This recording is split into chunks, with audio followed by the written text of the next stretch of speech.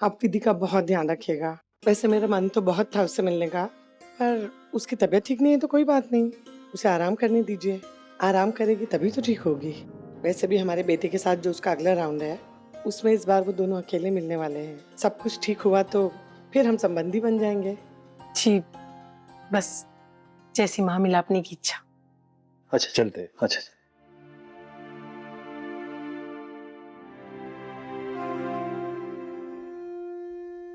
हे माँ मिलापनी, तेरा बहुत बहुत धन्यवाद। सब अच्छे से हो रहा है अब। हाँ? मैं विधि को देख कर आती। अच्छा सुनो, देव साहब को फोन करके उनका आभार व्यक्त कर दूं? हाँ, और उनसे माफी भी मांग लीजिएगा। हाँ।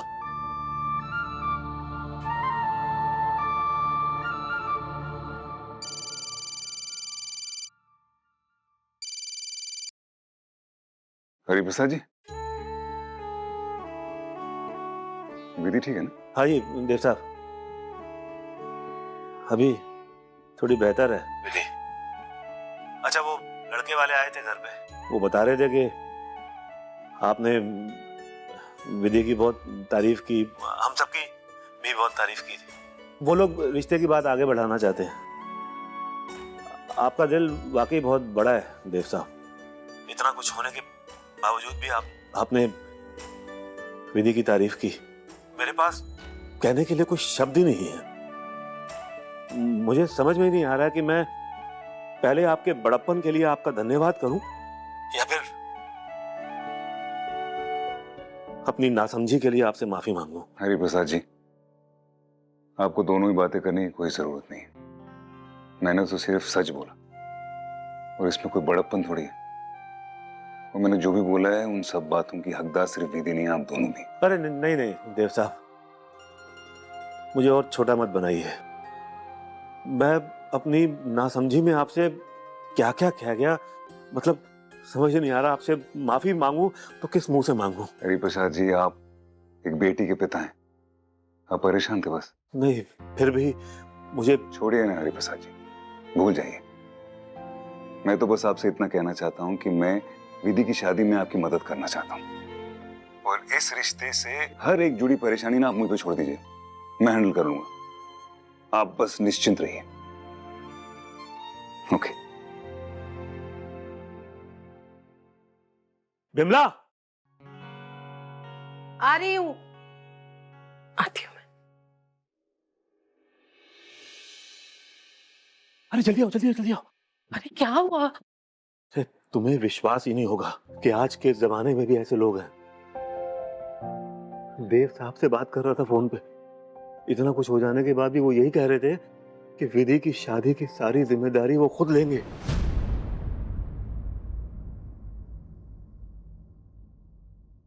ये सब बस मिलापनी मैया की महिमा है।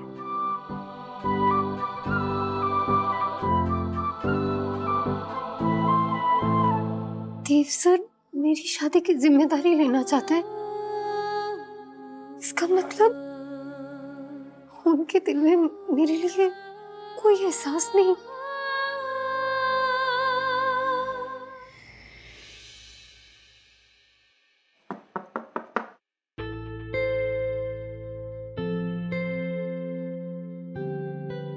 अरे देव साहब, माफ कीजिएगा, मैं जानता हूँ ये सही वक्त नहीं है किसी के भी घर आने का, लेकिन बात ही कुछ ऐसी थी इसलिए। हाँ जी कहिए। वो पार्टी को लेकर मुझे एक बहुत अहम बात पता चली। देखिए, मुझे इस बात पे डाउट तो पहले से ही था कि विधि गलती से जूस के बदले कैसे कुछ और पी सकती है। इसलिए मैंने किसी को बोला पता लगाने के लिए, और मुझे ये पता लगा कि किसी ने जानबूझकर विधि के जूस में अल्कोहल मिलाया था।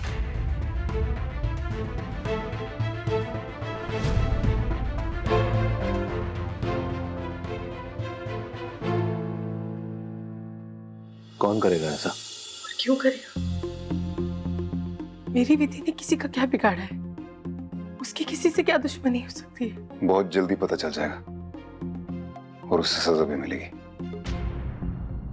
देव साहब, जो हुआ वो तो हो ही गया ना। क्या फर्क पड़ता है? और कुछ बदल तो नहीं जाएगा ना? बदल सकता है। अगर आपके जहन में हल्का सा भी डाउट कभी आया हो कि विधि से ये गलती हुई हो, तो वो अब क्लियर हो गई, क्योंकि विधि की इसमें कोई गलती नहीं। लेकिन कुछ भी हो जाए, विधि अब ऑफिस तो नहीं आएगी देव साहब।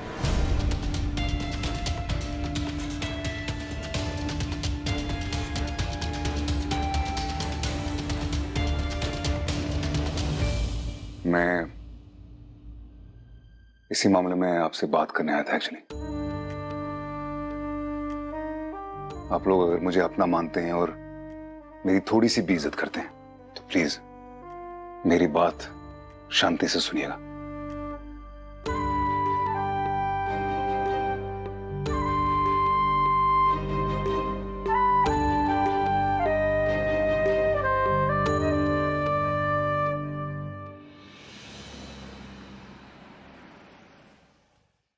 मैं आप सब लोगों से आखिरी बार पूछ रहा हूं, जिसने भी एक घटिया हरकत की है, अपना गुनाह कबूल करे और सामने आ जाए।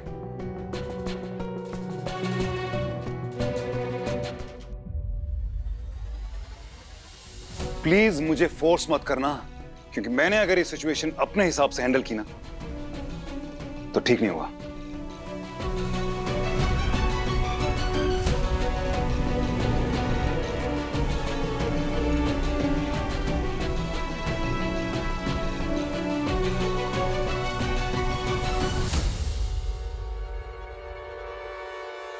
मिस विधि,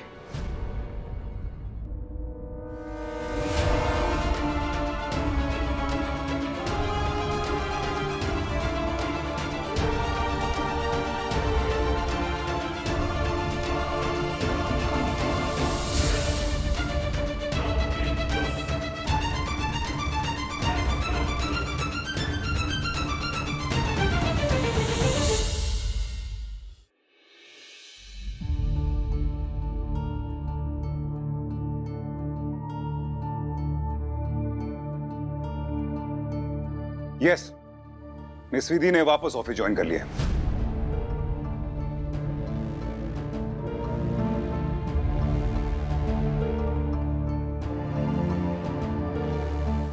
मैंने विधि के फादर के साथ बात की और उन्हें कन्विंस किया कि उसे नौकरी छोड़कर नहीं जाना चाहिए, क्योंकि अगर ऐसा हुआ तो सबको यही लगेगा कि गलती इसी की थी।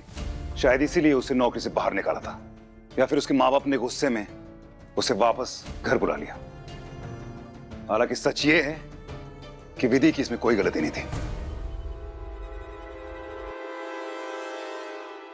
मैं एक और बात क्लियर करना चाहता हूं कि मिस विधि की शादी की बात चल रही है आजकल, और मैं नहीं चाहता कि उसका नाम खराब हो, उसके खिलाफ कोई गलत रूमर फैले या उसका नाम उछाला जाए।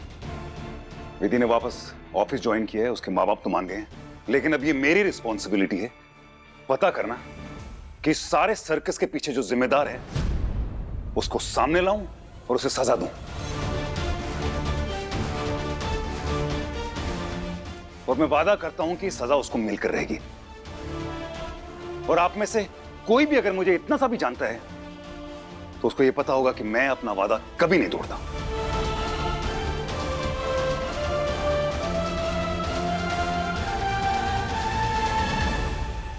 मिस विधि, अब तुम बताओ, तुम्हें किसी पे शक है?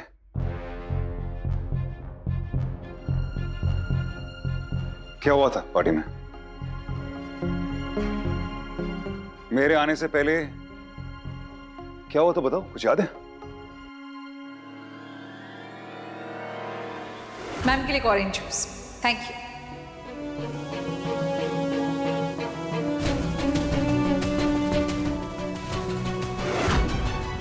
विधि, come on low, orange juice है, देखो मैं भी पी रही हूँ। मैम जूस नहीं, बस कम ऑन, एक और, एक ग्लास जूस से क्या होगा?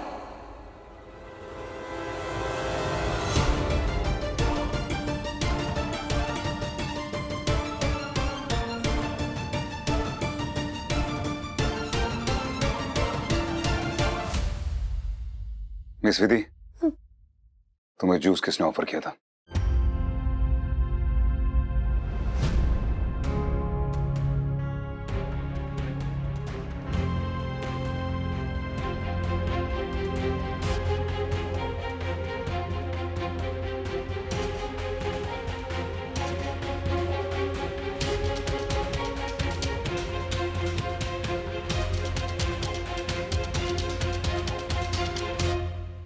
सर, आई एम सॉरी, मुझे याद नहीं है।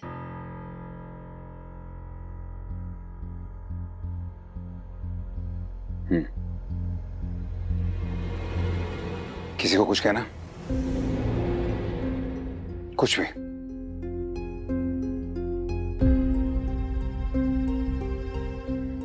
ठीक है, लगता है मुझे ये अपने हिसाब से हैंडल करना पड़ेगा।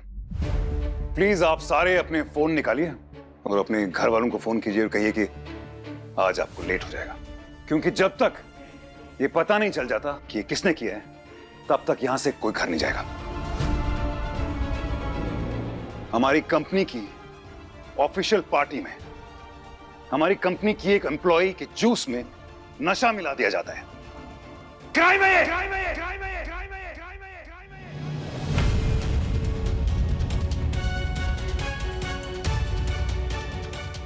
It's criminal! Criminal! Criminal!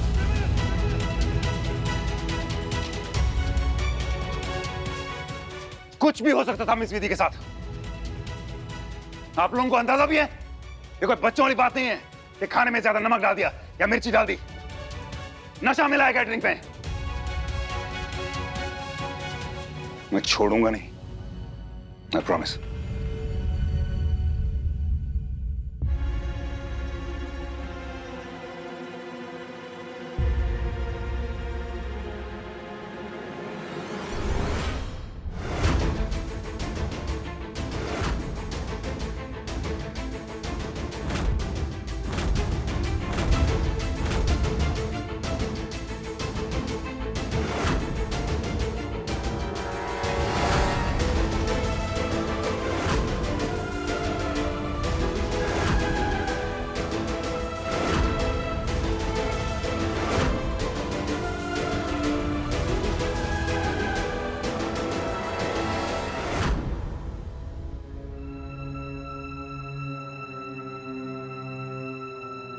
Please विधि, मेरे कैब में आओ प्लीज, अभी।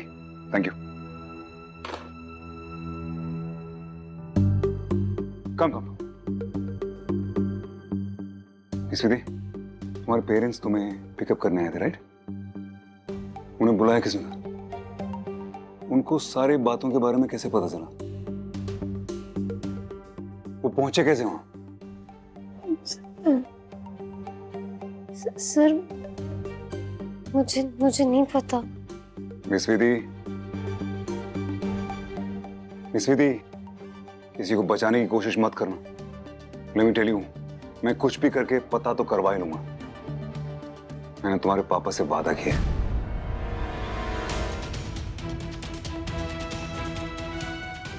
पापा, पापा, यस। सर, अब बात को जाने दीजिए।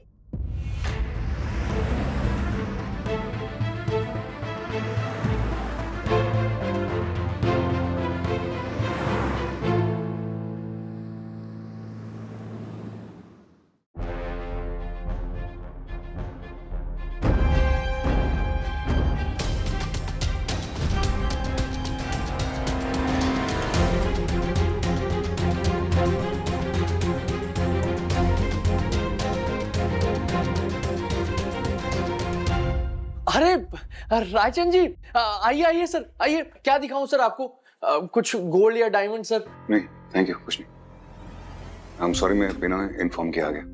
कोई बात नहीं। हाँ, 2 मिनट बात कर सकता हूँ आपसे? हाँ जी। बिल्कुल बिल्कुल। हाँ हाँ।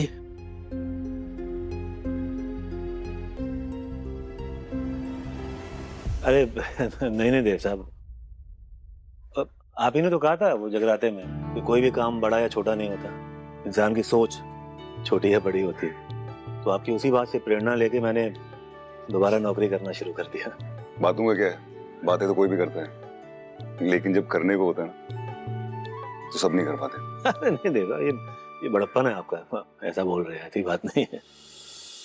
अच्छा कैसे आना हुआ आपका?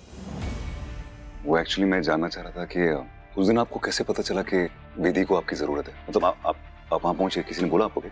हाँ जी, फोन आया था आपके दफ्तर से ही, किसी कर्मचारी ने फोन किया था फिर। अच्छा, किस नंबर से किया? विधि के नंबर से फोन आया था, वो कोई लेडीज थी। अच्छा, विधि की ना। मैं फोन देख सकता हूँ आपका? मैं किस टाइम पे आया था, मैं देखना चाह रहा था। हाँ, फोन तो देख क्या हुआ? नहीं कुछ नहीं, मैं जानना चाह रहा था कि आपको इन्फॉर्म किसने किया? ये तो अच्छी बात है ना। जिसने भी आपको इन्फॉर्म किया था वो विधि का तमाशा करना चाह रहा था। वो चाहता था कि आप उसे उस हालत में देखें। अगर वो कोई अपना होता जो भला चाहता, दोस्त था, तो उसकी मदद करता। मुझे तो लगता है जिसने आपको फोन किया है उसी ने विधि के जूस में कुछ मिलाया था। पर विधि का इतना बुरा कौन चाहेगा और क्यों चाहेगा? अभी ये तो ही पता चलेगा जब वो पकड़ा जाएगा। हरिप्रसाद जी, उस पार्टी में जितनी भी लड़कियां थी, अगर मैं उन्हें फोन करूं और फोन लाउड स्पीकर पर रखूं, आप उसकी आवाज पहचान जाएंगे?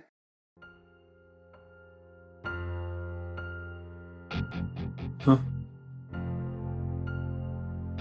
पहला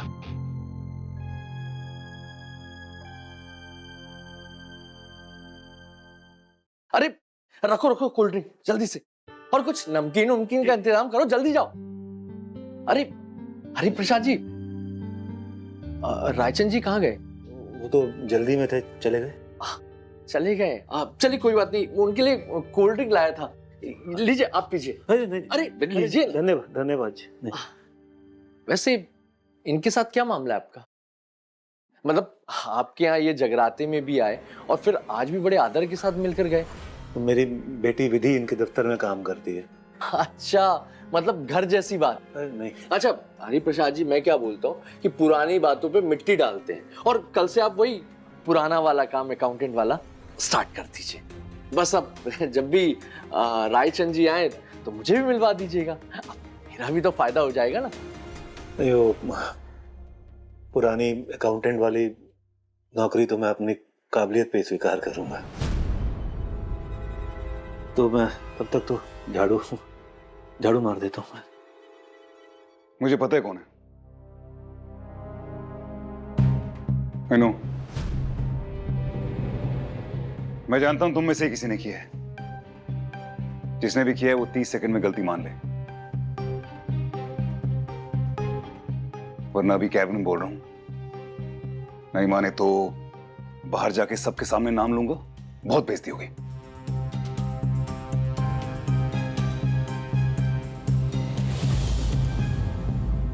अच्छा ठीक है। देव, ये जो कुछ भी हुआ मैंने किया सब कुछ।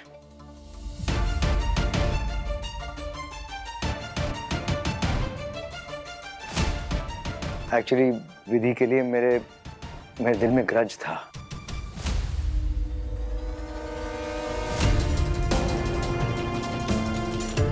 उस दिन उसकी वजह से पूरे ऑफिस स्टाफ के सामने मुझे घुटनों के बल चलना पड़ा।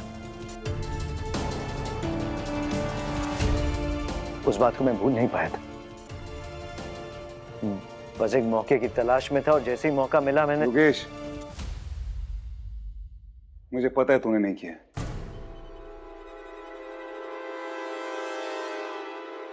प्लीज ये जबरदस्ती शहीद मत हो।